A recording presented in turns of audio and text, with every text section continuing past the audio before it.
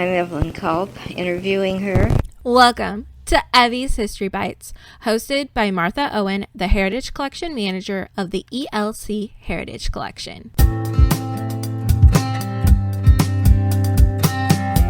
Hi, and welcome to another episode of Evie's History Bites. I'm Martha, your host, and I have another great episode for you. Dan Slaven, the assistant planner to the city of Napanee, sat down with me and we talked about the Napanee Historic Preservation Commission.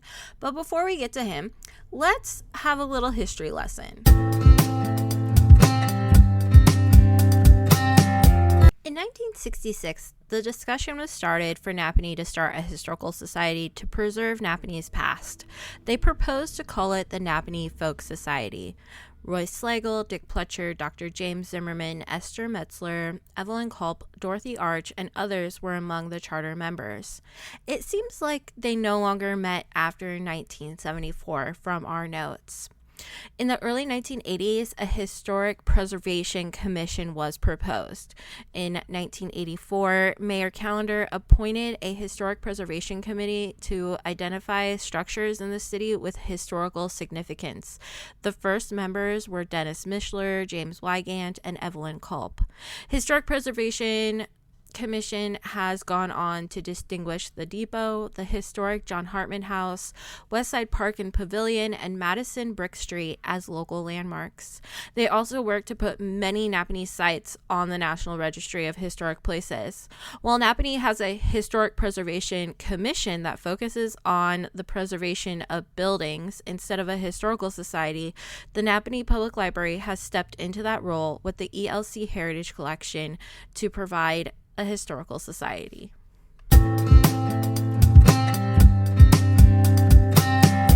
Dan Slaven talked to me and we talked about the Napanee Historic Preservation Commission as well as historical buildings in Napanee. Thank you so much, Dan, for you bet. Sitting down with me. So why don't you just tell us a little bit about yourself? Well, my name is Dan Slaven. I have been a part of the Napanee community for over 25 years, employed in Napanee, resided in Napanee up until about 4 years ago, moved to Bremen, live in a 120-plus-year-old Victorian house in Bremen, and started working for the city back in January, city of Napanee back in January. All right. So what is your role within the city and what does it entail? Sure. So I work for the planning department. My title is property manager / assistant planner. So I help with overseeing city-owned property lease agreements, things of that nature. So buildings that the city owns and has a rental agreement in place with a small business or something like that.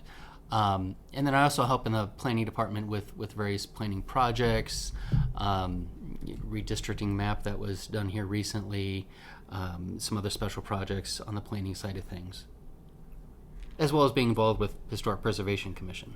Oh, so you have a lot of things to juggle, it sounds like. Sure, a wide variety of things and it was a new position, so still kind of learning the role and evolving as we kind of figure out what all needs to be paid attention to.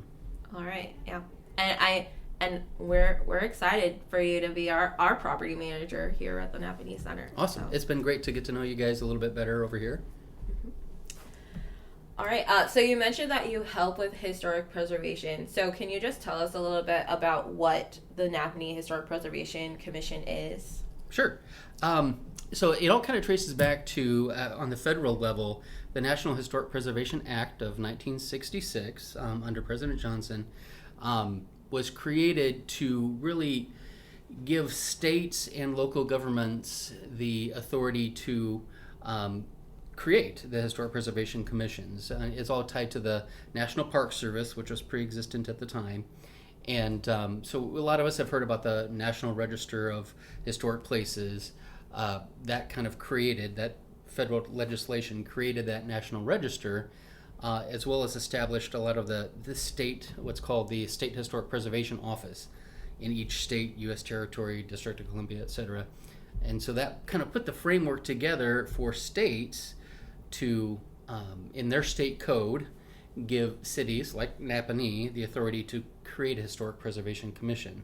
So that's kind of where it traces back to Napanee, by Napanee ordinance, the Napanee City Ordinance. So we've had a local Historic Preservation Commission over 45 years. We have minutes, a lot of the old ones going back to 1991 at least, in binders over there in the planning department.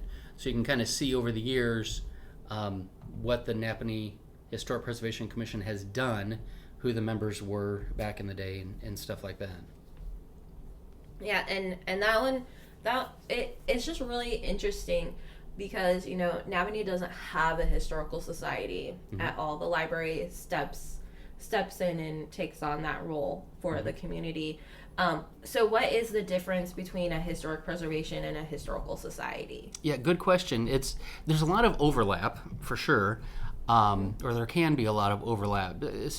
In my mind, a historical society can be focused on a variety of things. It could be focused on a certain family, a certain people group, a certain location, specific buildings. So historical societies can be loosely organized or pretty strictly organized group of volunteers and people to celebrate and honor and even upkeep various historical significant events, peoples, etc.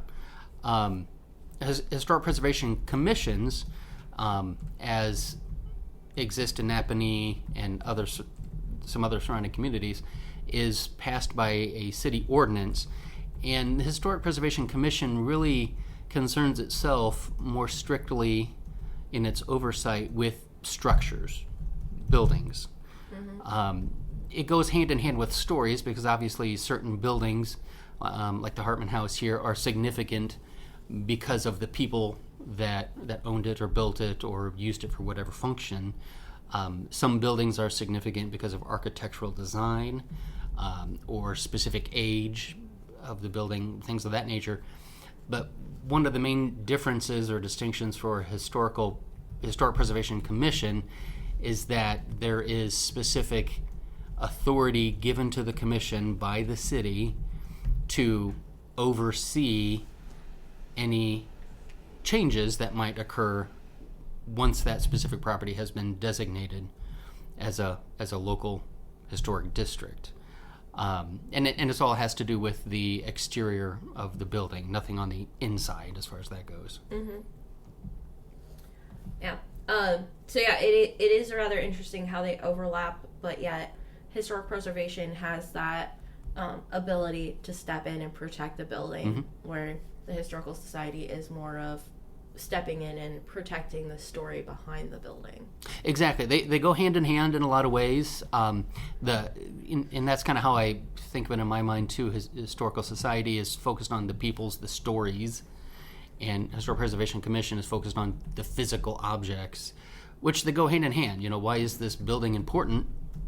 Well, there's a story attached to it. And a lot of times we can remember the story better because there is the physical object to remind us. When we have the physical objects that have a story attached to them, if we preserve and retain that physical object, the story is preserved better as well. We can read history books, we can look at pictures all around the museum here, but when we have the physical object that we can look at and celebrate, that helps keep that story more alive. Yeah. So you did mention the John Hartman House. So what is a local distinguished landmark, and what are the local distinguished landmarks in Napanee?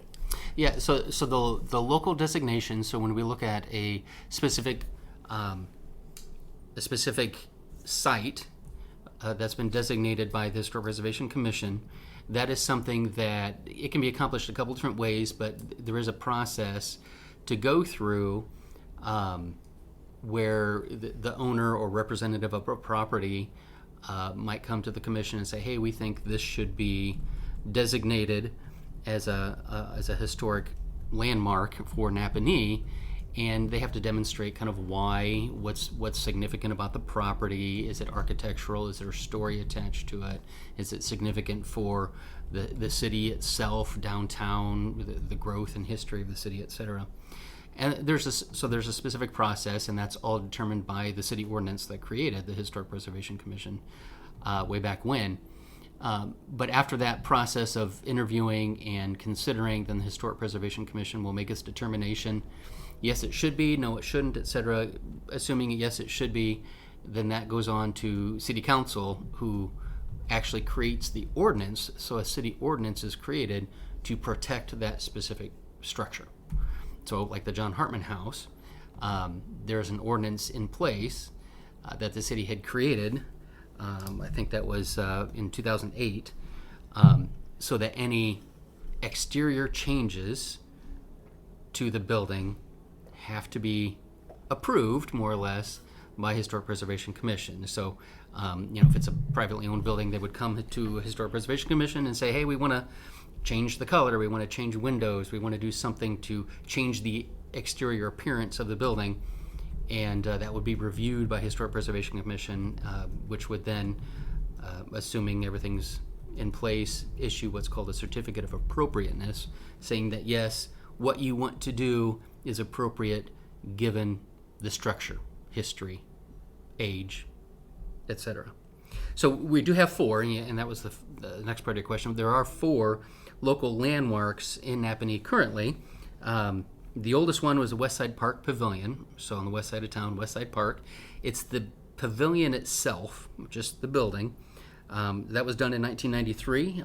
We have Madison Street, Brick Street, so the brick portion of the street, and that's a little unique because it's not a building, but the actual part of the street that is brick is protected by ordinance as a local historic district. And then we have the depot, the old train station on the tracks there, off of South Main, and then the Hartman House. Yeah, and I will say having a local distinguished landmark as part of our building, it's both a blessing and then it's really hard because of having to go through and figuring out what we need to do to keep it preserved, as well as what we need to ask Historic Preservation to kind of help us with. I know on the east side of the house, it doesn't have its original windows anymore, and that was a whole process. Sure. That we had to go through of can we do poly windows? Do we do the fake wood of the poly that looks like the wood? And then we actually had an emergency and we had to take out those windows and cut the windows shorter. And so it is a really interesting process that we go through with the house almost on a yearly basis of being able to take care of it and continuing to have it. Yeah, I'm sure, especially given the situation where that is part of the museum, that particular structure, it is unique in and of itself there, but it's something where, and I think this is where maybe things have shifted a little bit in the scheme of historic preservation commissions, or the idea in general of, the idea is not to just preserve and make everything, materials, everything stay exactly the same as it was before. The idea is not necessarily, well, if you're going to replace windows, you have to put the same single pane, old wood window back in. It's the idea of, is the appearance appropriate? Does it maintain the appeal, the look, the exterior facade of what it was before? Not that it has to be the exact same material, but something that is appropriate in appearance to maintain that look of the period that it was in. Yeah. So, we do have some things. So you talked about, the depot, West Side Park Pavilion, the John Hartman House, and then Madison Street, which I think that is the most unique thing. Yeah. That Madison Street is a local landmark. And the work that Historic Preservation did to preserve that street, of having, the workers having to come in and pick up every single brick piece by piece and then clean it all and then put them all back. Like that was a gorgeous process. Yeah, it definitely creates a lot more. There's a lot more to it because of it. versus, there are a lot of brick streets around, but because has a special designation, special steps need to be taken to maintain it, to make sure that it's continues to have the appropriate appearance that it had before. Mm-hmm. So as I was talking and pointing those out, Napanee does also have a lot of items on the National Historic Registry. Mm-hmm. So what are those landmarks in town that are on the National Registry? Sure, there are several, and I think a lot of people would be surprised to find out what all is. And it's interesting.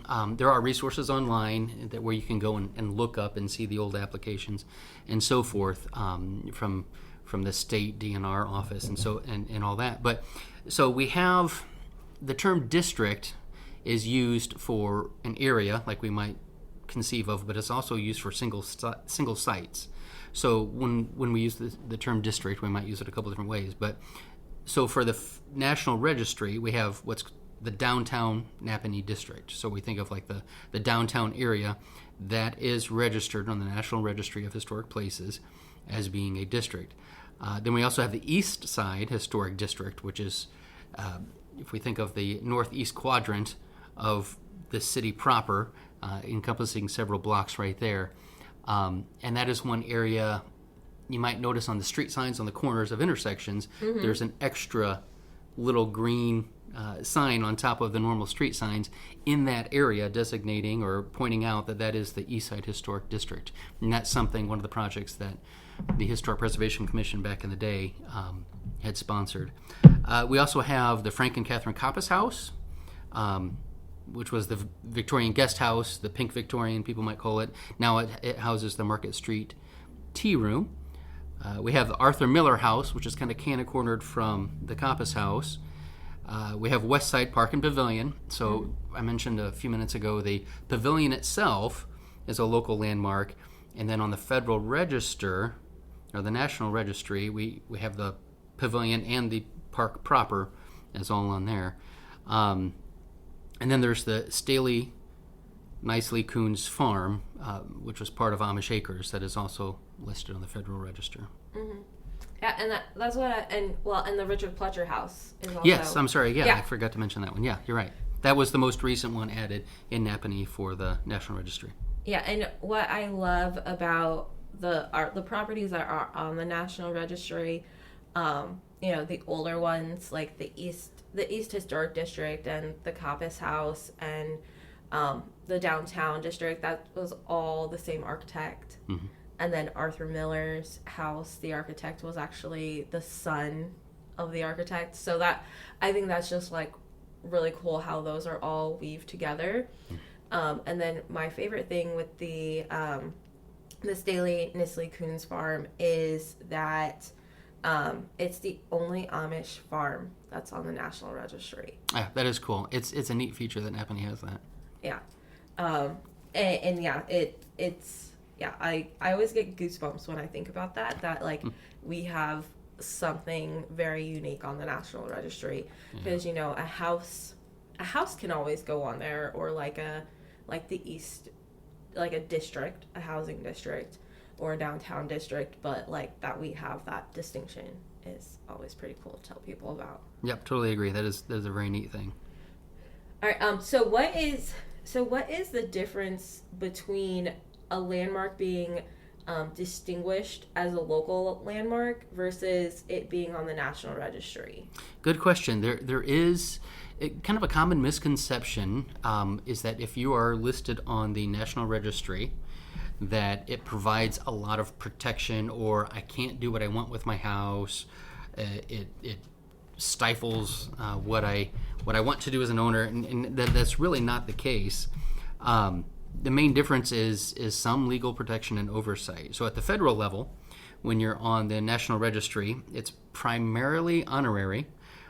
There's very little protection as far as that goes. If you're on the National Registry and you own a structure, you can bulldoze it, you can demolish it, you can do whatever you want, and no one's going to stop you. with any kind of authority as far as that goes. The only little protection that it might afford is if you're on the National Registry and there's a project coming through, a highway project or something, that is utilizing federal funds, then that project has to consider your structure. And there was a case in Goshen of a particular structure where they actually moved the street off of its projected plan because that street project was using federal funds, and it would have demolished a Federal Register building, so they just moved the street over a little bit. So there's a little protection in that regard, but that's about it. The local designation, because it is passed by city ordinance, specific districts, specific structures at each time, it does provide much more oversight. So I mentioned the certificate of appropriateness. This is tied into building permits and things of that nature. So if somebody wants to change the appearance, the exterior of their building, assuming they're already designated as that local landmark, they have to come and apply for a building permit. Before they can get their building permit, they have to get that certificate of appropriateness. So it does protect that structure a lot more, and that's the purpose. That was the whole goal with that National Historic Preservation Act of 1966, is to provide that level of protection at the local level. And what that really does is carry through too from owner to owner. So let's say you have a specific structure that's privately owned. Right now they're all kind of publicly owned in Napanee, but if there's a specific structure that's privately owned and is designated as a local landmark, and that owner sells it, which they're certainly entitled to do, the new owner still is bound, as it were, to those protections of that building, that oversight from the Historic Preservation Commission. So the new owner has to go through the same process. It kind of just follows through because it is a city ordinance protecting that structure future going forward. Mm-hmm. Yeah, so one of the things that I really like about the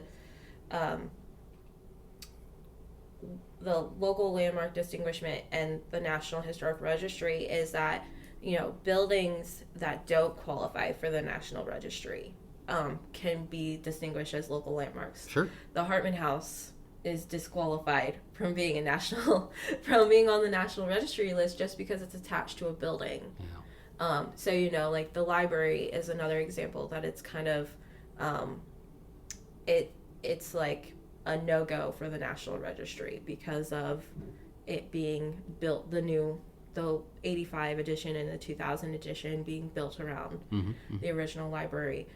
So I really like that the Historic Preservation can step in and be like, you know what, we're going to distinguish you as a local landmark, and like, we're going to protect you. Yeah. And I think that's great. And I think you're reading a little bit about the history of that 1966 Act. That was the goal of it, is here are federal funds, here is federal registration to create these kind of oversight offices at the state level, which gives power to local governments. So the National Registry is great. That's awesome that exists. But really the authority to protect specific structures like you're talking about happens at the local level. And so when we think about that oversight, it is somebody in the city right here that knows what's going on. It's not somebody who knows what state that's saying what you can and cannot do with your property. Yeah, and the application to become to be put onto the National Historical Registry is just like crazy. Mm-hmm. It's crazy long. I mean, I think I think the East Historic District's application is at least 50 pages long of everything that they had to provide, as well as West Side Park that application is pretty hefty as well. So all of the research and we have the research as well, all of the research that they had to do. And I think we didn't even talk about this either, but the historic landmark, the plaques.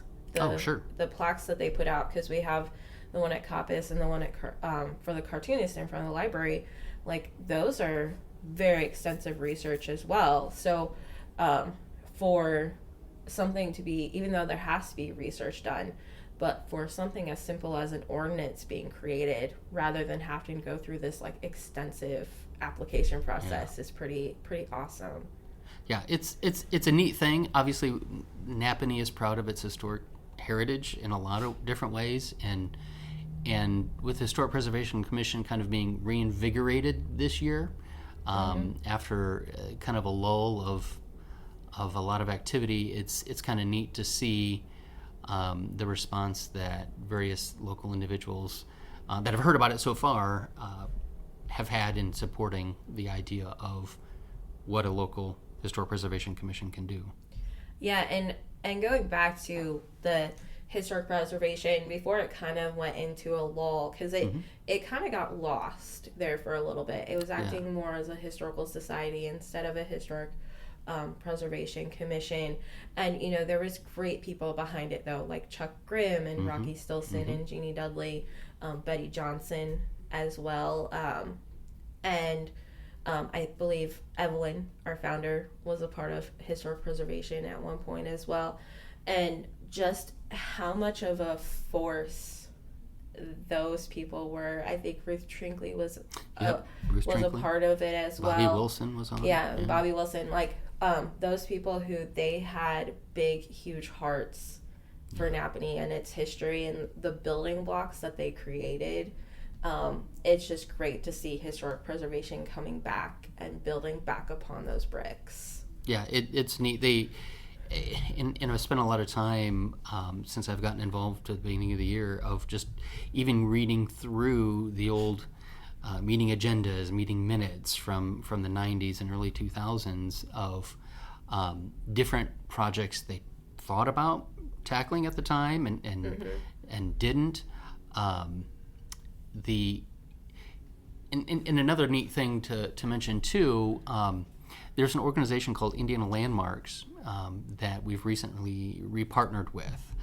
They've gone by a couple different names in the past, but it's basically a third-party organization that is the professional wing to service historic preservation commissions. And so our representative, Deb Parcell from Indiana Landmarks, will come to our meetings. We'll do a lot of training and help us out. And they had different representatives at the time prior to that lull of inactivity, and then parted ways amicably for a while, but it's been neat to reconnect again with Indiana Landmarks and kind of recenter again, like you said, the Historical Society as things were shifting towards, which is appropriate in a lot of ways, but it's neat to kind of refocus back into the original intent and the building blocks, like you said, that those individuals had placed before with the primary mission of historic preservation for structures. And, when you bring up Indiana Landmarks as well, like the Indiana Landmarks office, like our office is just great. And, Todd Ziegler, he's also the head of that. He's head of that office. And I remember working with a lot of the representatives, like Paul Hayden. He's in, I believe he's in at the Wabash office right now. Brad as well. I think he is in the office out of Michigan City, possibly.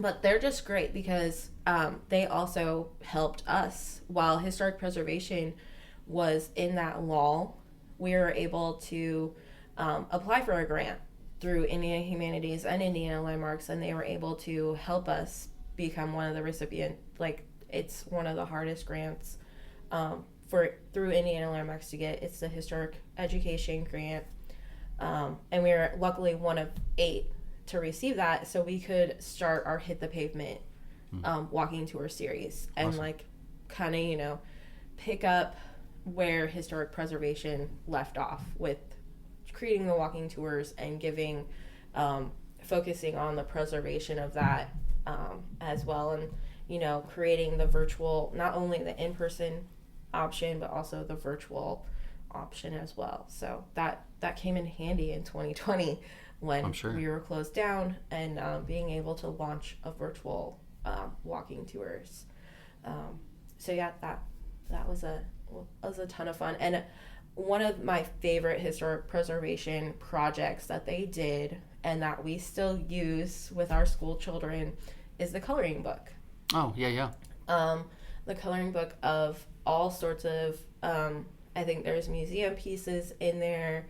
There are homes that have been torn down is in there.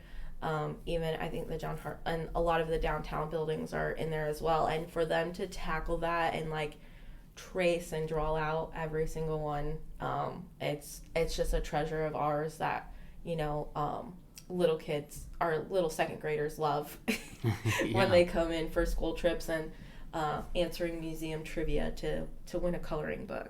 Yeah, it's neat seeing those projects that they worked on in the past and how that is still something you can utilize. And like you said, Indian Landmarks, I can't speak highly of them enough. From the little bit that I've gotten to know them, they really are a good force for historic preservation in the state of Indiana. Mm-hmm. Yeah, and the fact that they're kind of like a, we're going through this whole thing of items being defunded, this whole season of things being defunded. The humanities have really been hit hard, and they're not going to be able to do their grants. But because of Indian Landmarks stepping in, they're still able to carry out their historic education grants to help historical organizations around the state still provide historical education. So I think that is just amazing of them. And yeah, they're a great resource if you are wanting to research your house. I always point people towards them because house research is hard and they have the answers. It is. My wife and I, we've tried to research a lot on our house because it is an older home, and we have some things, but it's a lot of track down, you got to be a sleuth to really track down the history of a specific building if it's not already widely known. Yeah, yep. And yes, and that is extremely hard. Being a research is my jam. I love researching. I can tell, you bet. And so trying to be that sleuth and figuring out everything is hard. And that's one of the reasons why we don't do house research a lot anymore for people, is because it's gotten too hard, because they want we can give you the history of a well-known house. Right. We have a written account by a granddaughter for the Coppice house, for the pink house. But if somebody comes in and they're like, oh, I want the house that's the history of the house beside it, it's I don't know. That's harder to come by for just pick any random place. Picking a random place, the more well-known places, those are a lot easier, but random houses is a lot harder. So that's where Indiana Landmarks can step in and really help people figuring out and pointing them in the right directions. Yeah, and anybody in Napanee, I would definitely say this, a Napanee City resident, because we do have a contract with Indian Landmarks. They have offered to be able to help Napanee residences on specific projects, whether it's giving input, tips, things of that nature. So they're a resource for the community, not just for the Historic Preservation Commission itself. Mm-hmm. Yeah, and one of the things that I love is that, Historic Preservation Commission is really coming back and having a resurgence. Mm-hmm. So what's next for the commission? So we have a lot of things really to think about and work through. One of the things with the commission is the Napanee Historic Preservation Commission has been what's called a CLG, Certified Local Government, And this is something that is determined at the state level, so that State Historic Preservation Office does an audit every couple years to determine if the local Historic Preservation Commission meets a specific set of standards so that it has that federal designation. Again, all within that National Historic Preservation Act determined there. So it's a little bit of a extra step. I mean, any city can create a Historic Preservation Commission, but to be labeled a CLG is a little bit extra special because that's demonstrating you've gone through certain hoops, you do certain things. So we just went through that audit this spring and retained the CLG status. And so what our goals going forward is to demonstrate that, yeah, we definitely want to keep being a CLG because that is harder to attain if you no longer are one. Part of what they look at is training. So we're really focusing on a lot of training because this is a new commission. The individuals themselves, which we haven't named yet, but we could list those out here at some point maybe. The individuals themselves are newer on the commission, and so we're just doing a lot of training right now with Deb Parcell from Indiana Landmarks, where she's going through and talking about a lot of the big ideas, what the commission should do as a preservation commission, as opposed to the distinction with historical societies like we talked about. We want to dive into a lot more public awareness, community engagement, things like this. So, being able to talk about it on this podcast is great. Appreciate that. But even where we can have some seminars, some demonstrations, some community engagement so that the people of Napanee know that, hey, there is a Historic Preservation Commission at all to begin with, and then what do we do if somebody in the city of Napanee wants their home to be on the National Register? Part of the job of the Historic Preservation Commission is to help facilitate that, filling out those forms, connecting them to the right people, and so forth. So that public awareness, community engagement part is a big component that has been missing for quite some time, and our goal is to get back to that, to reestablish what the commission does, and for the larger community to know that it exists and is active. So the training, the public awareness, community engagement, and then we're actively looking at what buildings, what structures in Napanee deserve to be on the local designations for local landmarks. Mm-hmm. That's just great. And do you wanna talk about the members? Sure. And their different strengths that they bring, because it's really cool. It's a really unique group of people. It is. It's a neat group. I'm glad that we have the people that we do on it. Nathan Bate is the chair of the commission. He's on the Board of Zoning Appeals for the city as well. And he has a lot of strengths as an organizer, as a people person to get things done. He has a lot of passion about, we were talking about the stories of people. He's a studier of people, I think is how he would phrase himself. And so he likes to study people groups, know the stories, what's happening, and he likes to accomplish things. He's a great leader in that regard. Adam Sloan is the vice chair. Adam Sloan owns and resides in what used to be the Old Buffalo Inn in North Main Street there, so an old bread and breakfast in town. He and his wife own that and take care of that. And Adam is very passionate for community involvement, making sure that Napanee continues to have that hometown Main Street feel.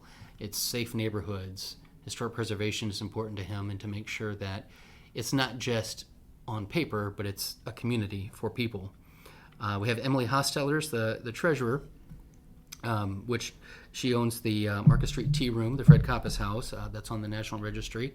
And so she's great to have on that, obviously, from her ownership of that building and her understanding of historic preservation and why history is important. Jen Newcomer, who has started working with you here in the museum, she is passionate, super passionate about history.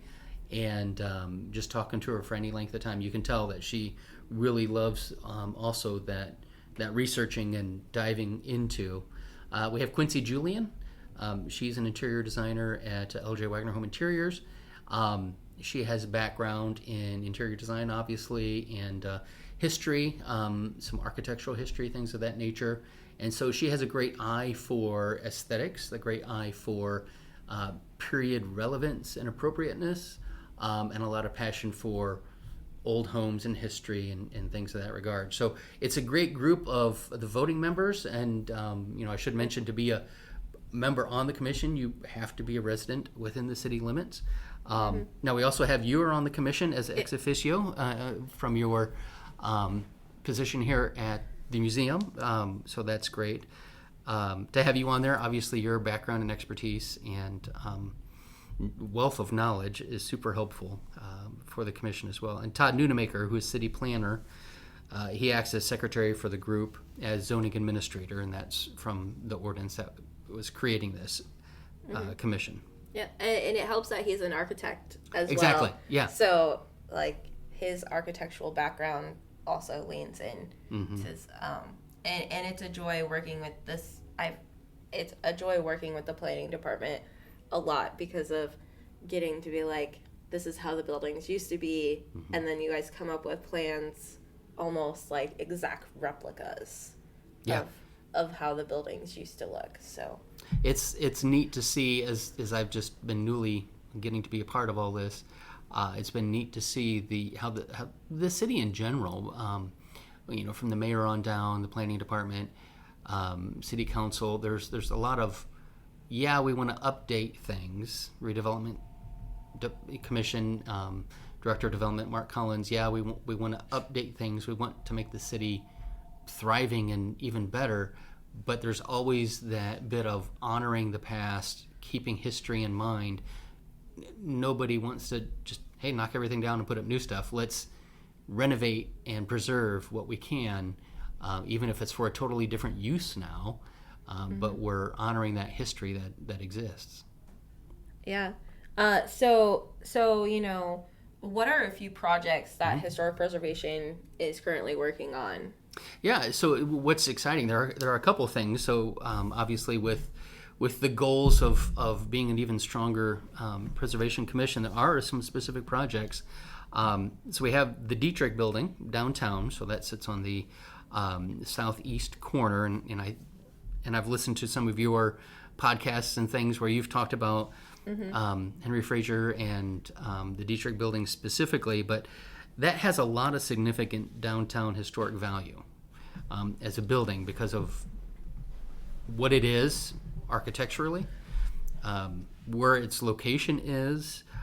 It has a unique appearance, unique historic appearance, and it's a significant part of the history of downtown Napanee.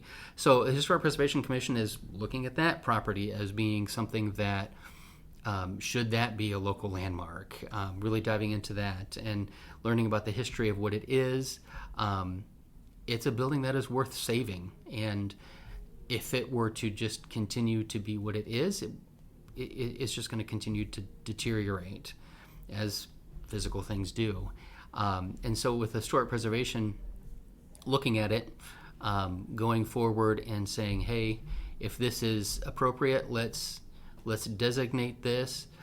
Should that happen, as is the talk right now, then that's something where future renovations of that property, which are being talked about, would be done in a way that is historically appropriate. It's not going to just be something slapped on the front of the facade and looked totally different. It's going to be something that's going to be very mindful of what the history of the building has been. Yeah, and one of the things that, going back to the planning department as well, one of the things that I like about the planning department, and especially in Napanee, is that they have taken into consideration historic preservation as a part of the downtown strategic plan, and having in place a guide for those people coming in to renovate buildings of like, this is what we prefer. We prefer you not to do this. We prefer you to do set. And I think some of the most gorgeous buildings downtown that have just been renovated and revitalized is the 1874, which Sure. I love. I love that they utilized the year that Napanee was founded as part of their name, and Thingamabobbles, that's right next door, and Sweet G's, like seeing those buildings coming back to life, and really taking in that historic preservation aspect of things. Exactly. I think it's neat to see those buildings renovated in a new way, but still historically minded, and it's great to see that is from the planning department perspective, from the city government proper. That's always something that is important to Napanee, and that's very meaningful. When you think about like the Dietrich building or whatever, it's like, well, that somebody could come in and buy that and just tear it down, and what do we do? That would be extremely sad.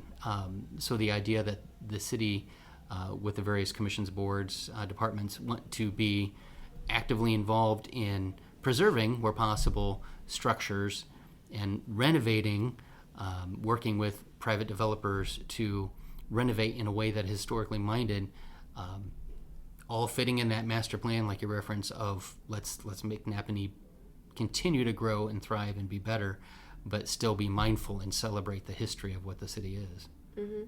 And going back to the Dietrich building, or the Dietrich block, as I call it, sure. because it does take up a city block, and hearing the plans and being involved years ago with providing all of the historic pictures, and hoping one day that all of that work becomes a fruition of it being able to going back to being one of the most gorgeous buildings downtown. I think of Neighbors as well, and working with them, and bringing back, if you put the new look of Neighbors against the original 1888 building, they're pretty cohesive and look almost identical. So I think that's pretty cool as well. They did a great job with that building at Neighbors, and that's the idea of what Dietrich building can be, or Dietrich block can be, because that's a project in the making for a while. It's been dreamt about and talked about, the Dietrich block, for a while, of the idea of renovating that facade and making it like what they did with Neighbors, getting that back to here's something new and exciting. And so it's awesome to be on this edge now of some concrete steps being taken for the city to be able to offer that property, do some development, have those plans in place. It's been a long time coming, but it's exciting to be a part of that specific project on the cusp of happening. Yeah. So I'm kind of out of questions, right. but are there any buildings or properties out there that you yourself would love to see restored or brought back to life? Yeah, there's a lot of them, as I've been dwelling in this space for a bit now, of things, and I know the different commission members have thoughts, and I've had individuals on the street come up to me, not just individual on the street, but individuals coming up to me and say, "Hey, think about that building. Think about that." Something like the Legion, which is kind of hiding around the corner from downtown. That's a neat old building that I could see a lot of potential in historic preservation for. Some other buildings downtown, in the South Block especially, have some very unique appeal. The Justice Building, for instance, things of that nature, where it's just I could see some of those buildings being prime targets for the Historic Preservation Commission to potentially declare as a local landmark, because it's something that, as opposed to like the Dietrich building right now, it's on the verge of deteriorating too far. Yeah. Another few years and it might be, at least on the facade, too far gone. Who knows? But some other buildings aren't there yet, aren't that far. But if we can get historic preservation involved in designating earlier in the process on some of the buildings. That would be neat to see as well. And there are various homes, not just the downtown commercial buildings. There are a lot of homes in the city. There was a survey done, I think it was around 2002, something like that the Elkhart County Survey did, and we have the book of it over the planning department. If anybody's wanting to look at it, it's open to the public. But it's a book that they went through the whole county and looked at historic structures, and they designated them whether they were outstanding, they were notable, they were contributing certain levels to the history of the county. And it's broken up in sections in this book by municipalities. So Napanee has a section in there, and it's neat to see some of the pictures. The Coppice house that we've talked about, or Brother Coppice right next door, that house, and some other homes that I look at and I think, well, I know that home, and it was noted back then as being a notable or outstanding, contributing whatever level in history, and so it would be neat to. This is part of where the community engagement and public awareness comes in, where we can start having some seminars at the library or something open to the public for individuals to come in and just say, oh, my house is in this book. I didn't know that existed. The county already notated, and that creates excitement and awareness for people that might say, well, I bought this house because I thought it looked neat. I knew it was old, but it has some specific relevance that has been notated before in the past. Yeah, and I would agree. Like, some of my favorite landmarks are in the South Block, or in the South Blocks of Main Street. I would love for the Hartman Brothers building, like, I know that they redid the facade in 1914, but I would love if it could go back to, like, the original 1887 facade with, like, the turrets on top. That's very cool. Seeing the pictures of that was neat. Yeah, that one was pretty cool. If Hunters, when Hunters was putting the upstairs room into above the bar, and they were putting in the stairs and redoing their facade and everything, the fact that you could see the windows are still there from the Napanee house, and if they could just, like, go back to the facade of the Napanee house for Hunters, like, that would, I would, like, be overjoyed, like, just seeing, like, on the inside that the windows are still there, is so cool. And, like, the Justice Building, our bank buildings downtown, that we have the First National Bank, which it didn't survive the Depression. It was one of those banks that didn't reopen after the bank holiday, but that gorgeous building and how it's been repurposed into a store. And the Justice Building as well, with the Farmers and Traders Bank and that limestone front, just being gorgeous as well. And Brother Coppice house, or the Blue House, if it could return to its glory, that would be great. And the house that's beside the Blue House, I don't know if you know this, it's missing its second floor. So what they did is they took the roof off, and they took out the second floor, and then they put the roof back on. So it used to be one of those big houses along that block as well. Oh, interesting. And the ones that have been torn down, sadly, the Freese House in 1974, it was almost an exact replica of the Bowen House in Bremen. Oh, sure. Because of it being the same architect with Henry Fraser. But it was torn down for the church. Or, the Shively House that was across the street here. It was one of the largest homes in Napanee, and it was torn down for Chase Bank. Yeah. So the tearing down, and some of my, like, one of my most favorite pictures of Evelyn, and I think when I did I don't think I showed the picture then, I can't remember if I took it out or not, for when I did a presentation for the Dietrich block for historic preservation. I had a picture of Evelyn in there with her arms crossed, very stern look, and it was when they were demolishing the high school. So whenever something is, like, put on, like, the chopping block for it to be torn down or anything like that. I think of Evelyn and that Crossing her face. Yeah, I can see that. And that's definitely a sad part of seeing old homes. Anybody who loves old homes, who loves the history of structures at all, that is sad to see that go away, to see those buildings demolished and broken down and removed or whatever. And I think that's one of the great things of Historic Preservation Commission. What it can do is protect that building going forward. No matter who owns it going forward, it can protect that building from being destroyed, from not just physically destroyed, but destroyed by the look of it. Somebody might come in and, it used to have nice arch windows, and now they want to put square windows in or whatever. Just to change it, there's that level of protection that is great to see in the idea of preservation of history. Yeah. Well, thank you so much, Dan, for sitting down with me and of course. And geeking out about historic buildings with me. I just appreciate everything that you're doing for the city. Thank you.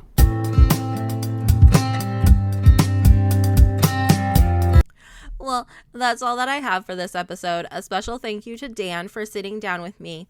Next month, my husband Eli is back on the podcast, and we're going to be talking about Napanee College.